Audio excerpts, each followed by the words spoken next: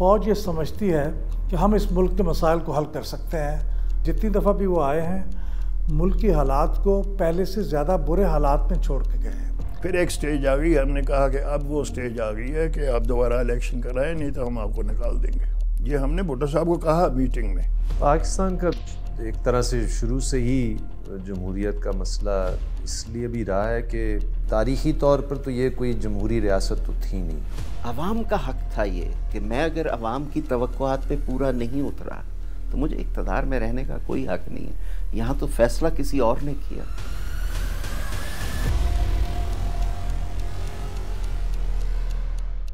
My dear countrymen, Assalamu alaikum. I have imposed martial law throughout Pakistan. قومی اور صوبائی اسمبلیاں توڑ دی گئی ہیں۔ Remain calm and support your armed forces in the re-establishment of order. یہ ساری ڈسرپشنز جو تھیں، خاص طور پہ جنرل ضیاء الحق کا ایوب خان، یہ 10-11 سال چلی۔ They were huge disruptions. تو اس وجہ سے ہمارے ہاں سسٹم گرو نہیں کر سکا۔ جیسے آپ ایک پودا لگائیں اور کچھ عرصے کے بعد اس کو آپ جڑ سے کھینچیں اور دیکھیں کہ کتنا گرو کر گیا ہے، اور پھر اس کو آپ دوبارہ لگا دیں، تو یہ اس طرح تو پودا گرو نہیں کرتا۔ فوج یہ سمجھتی ہے کہ ہم اس ملک کے مسائل کو حل کر سکتے ہیں، یہ بالکل غلط بات ہے۔ وہ اس کے لیے ٹرینڈ نہیں ہوتے، کبھی بھی وہ کامیاب نہیں ہوئے۔ جتنی دفعہ بھی وہ آئے ہیں ملک کی حالات کو پہلے سے زیادہ برے حالات میں چھوڑ کے گئے ہیں۔ ججز کو تو ووٹ چاہیے نہیں، بیوروکریٹس کو تو ووٹ چاہیے نہیں، جنرلز کو تو ووٹ چاہیے نہیں۔ واحد ایک عہدہ جس کے پیچھے عوام کا ووٹ براہ راست موجود ہے، ہم نے اسے تاریخ کے کٹہرے میں ایک مجرم بنا کے کھڑا کیا ہوا ہے، اور تاریخ کا اتنا حصہ وزیر اعظم موجود ہی نہیں ہے۔ آزادی کے 4 سال بعد ہی پاکستان میں جمہوریت کے اوپر پہلا حملہ کیا گیا، جس کو راولپنڈی کنسپیریسی کہا جاتا ہے۔ بہت کم لوگوں کو معلوم ہے کہ 1951 میں ہماری سول ملٹری بیوروکریسی نے اقتدار کے ایوانوں میں گھسنا شروع کر دیا۔ 1951 میں سازش ہوتی ہے، 1951-52 میں ہی صوبائی الیکشنز ہونے ہیں، اور اس کے نتائج بڑے مختلف آئے۔ مثلا جگتو فرنٹ جو ایسٹ پاکستان میں ہے، انہوں نے تو ایک طالب علم رہنما نے بیٹھ کے چیف منسٹر کو ہرا دیا تھا۔ فیض احمد فیض ادھر تھے کنسپیریسی میں، ادھر وہ مرزا ابراہیم کی کیمپین چلا رہے تھے، جو لاہور ریلوے اسٹیشن کا ایک مزدور اور کلی تھا، جو الیکشن جیت رہا تھا لاہور کی کنسٹیچوئنسی، تیسری گنتی میں ہارے وہ۔ تو تب سے یہ محاورہ ہے جھرلو پھر گیا۔ یہ militarisation is not just question of کہ یہ کوئی ایک دور کی بات ہے، یہ ایک ہماری پوری تاریخ کی کہانی ہے۔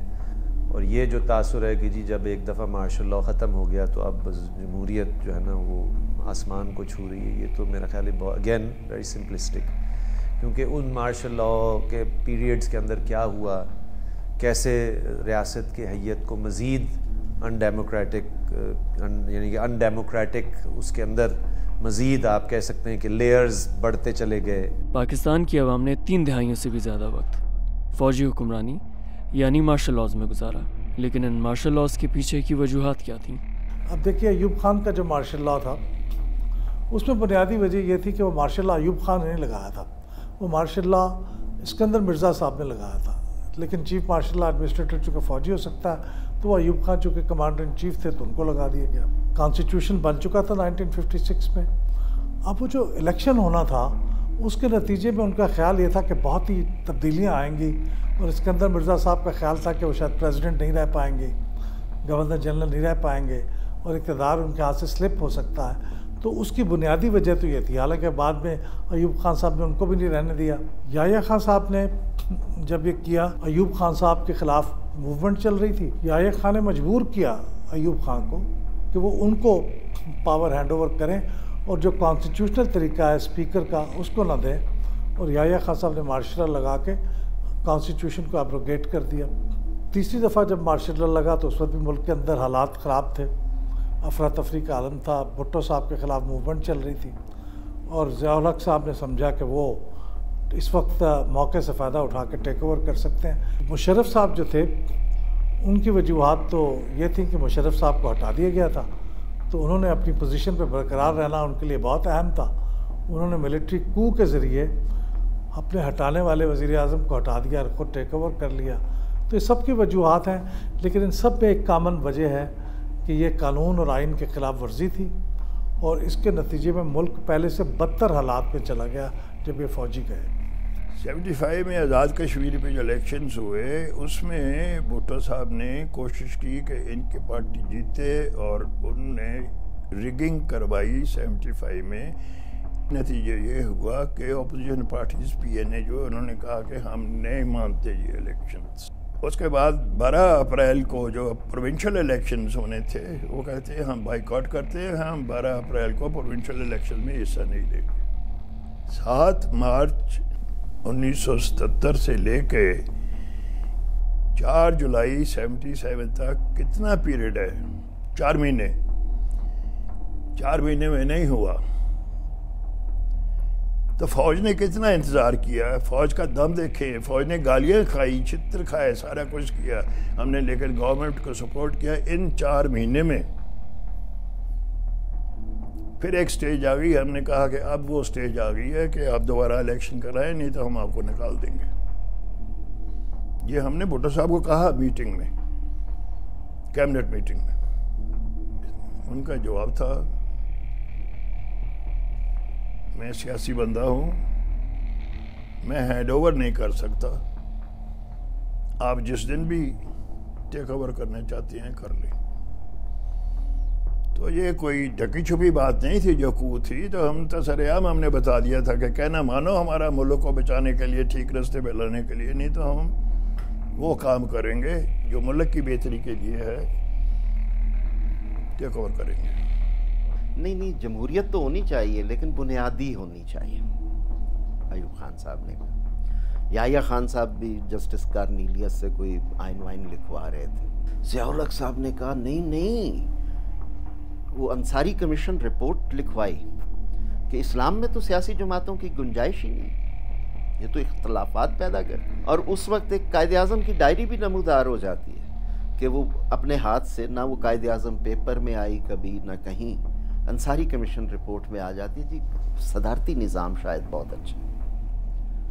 تو انہوں نے ایک نیا سٹرینڈ آف جمہوریت انٹروڈیوس کروایا، اسلامی جمہوریت ہونی چاہیے. مشرف صاحب ان کی ایک اور جمہوریت کا سٹرینڈ تھا. جب محلاتی سازشیں شروع ہوتی ہیں تو پہلی کنگز پارٹی بنتی ہے ریپبلکن پارٹی، کہ آپ دن کو مسلم لیگی تھے، رات کو سوئے ریپبلکن بن گئے، اگلے دن وزیر اعظم بدل گیا.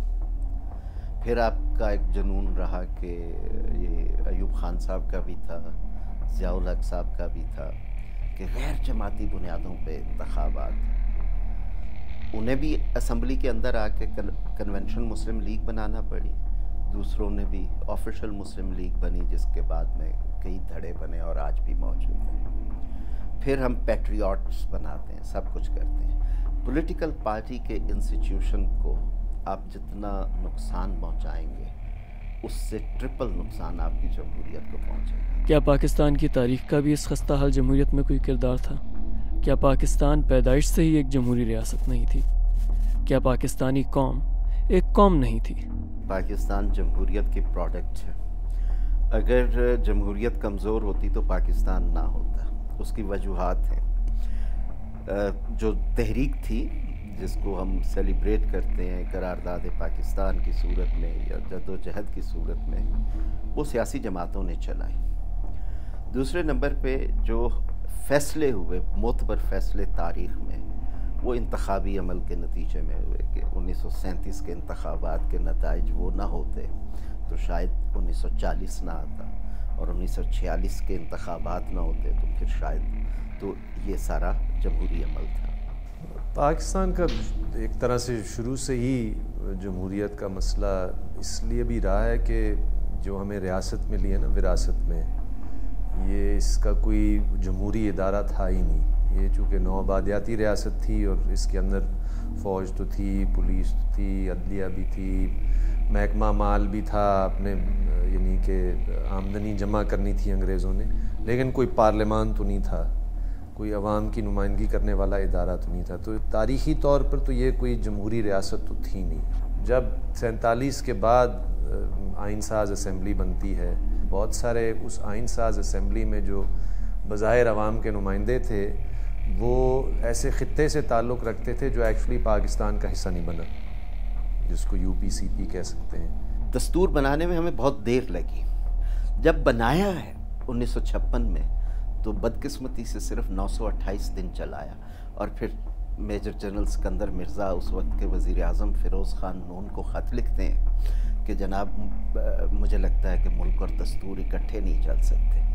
دستور روح ہوتی ہے ملک کی، اگر آپ روح قبض کر لیں تو جسم مر جاتا ہے۔ پھر پارلیمنٹ دماغ ہوتا ہے جو سوچتا ہے، بحث کرتا ہے، مباحثہ کرتا ہے۔ 1958 سے لے کر 1962 تک پارلیمنٹ غائب، دماغ کے بغیر ہیں۔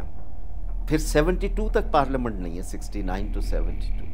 پھر 77 سے لے کر 85 تک پارلیمنٹ نہیں ہے، 1999 سے لے کر 2002 تک پارلیمنٹ نہیں ہے۔ اور پھر کہیں کہ جی جمہوریت کمزور ہے۔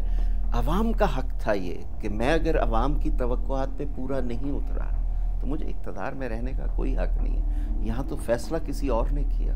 لیکن چند با اختیار لوگوں نے موقع ملنے کے باوجود پاکستان میں جمہوریت کا تختہ نہیں پلٹا۔ نہایت ہی برے حالات میں بھی کئی چیف آف آرمی اسٹاف ایسے گزرے ہیں جنہوں نے ٹیک اوور نہیں کیا۔ میں آپ کو مثال دیتا ہوں کہ جب جنرل ضیاء الحق کا پلین کریش ہوا اور وہ اس پلین کریش کے نتیجے میں فوت ہو گئے، تو اس وقت بہت آسان تھا، جو اس وقت چیف آف آرمی اسٹاف تھے جنرل اسلم بیگ مرزا، کہ وہ ٹیک اوور کر لیتے۔ اور بلکہ اس وقت کے جو پریزیڈنٹ تھے غلام اسحاق خان، انہوں نے انہیں کہا بھی، لیکن انہوں نے اس کو ریفیوز کیا اور انہوں نے کہا نہیں، آپ ٹیک اوور کیجئے قانون کے مطابق، آئین کے مطابق، اور ہم آپ کو پوری سپورٹ دیں گے۔ ایک دوسرا کیس تھا جنرل وحید کاکڑ صاحب کا۔ ان کے زمانے میں بھی پریزیڈنٹ اور پرائم منسٹر کے درمیان اتنے برے تعلقات تھے، دونوں ایک دوسرے سے آلموسٹ برسر پیکار تھے، لڑ رہے تھے، اور ان کی جو فالوورز تھے وہ بھی ایک سول وار کا خطرہ تھا۔ تو انہوں نے ان دونوں کو ہٹایا اور ان کو ہٹا کے، یعنی ان کے ساتھ بائی نیگوسیشن اگری کیا کہ آپ ہٹ جائیں، ہم ایک کیئر ٹیکر سیٹ اپ لاتے ہیں جو نیوٹرل ہوگا، دونوں کے لیے ایکسیپٹیبل ہوگا، الیکشن کرا دیتے ہیں۔ ان کے لیے بھی بہت آسان تھا کہ وہ اس وقت ٹیک اوور کر لیتے، انہوں نے ٹیک اوور نہیں کیا، بلکہ جب بے نظیر بھٹو صاحبہ اس کے بعد پرائم منسٹر بنی، انہوں نے آفر کی کہ آپ کو ایکسٹینشن دیتے ہیں، انہوں نے ایکسٹینشن بھی قبول نہیں کیا۔ اگر اس ملک کو کوئی چیز باندھ کے رکھے ہوئے ہے نا تو وہ اس کا دستور ہے، جس پہ مولانا مفتی محمود کے دستخط ہیں، شاہ احمد نورانی کے دستخط ہیں، غوث بٹ بزنجو کے دستخط ہیں، خان عبدالولی خان کے دستخط ہیں، ذوالفقار علی بھٹو کے دستخط، ڈائیورسٹی کے دستخط ہیں۔ میری قوم کی ریزیلینس ہے، 75 سالوں میں 4 بار مارشل لاؤ سے نجات لی ہے، 4 بار۔ پاکستان کے عوام نے اپنے جمہوری خوابوں کو ابھی تک دفنایا نہیں ہے۔ اکثر کہا جاتا ہے کہ فوج کا کام جو ہے سرحدوں کی حفاظت کرنا، آئین یہ کہتا ہے، یہ بالکل غلط ہے۔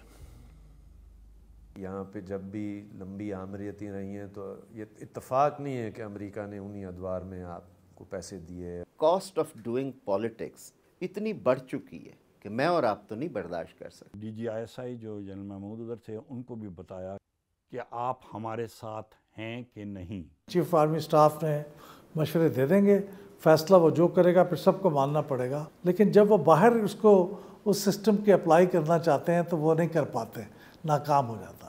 Thank you for watching the full video. آپ میں سے بہت سے ایسے لوگ ہیں جنہوں نے شاید ہمارا یوٹیوب چینل سبسکرائب نہیں کیا۔ So if you want to support independent journalism and watch more meaningful content, please subscribe to our YouTube channel.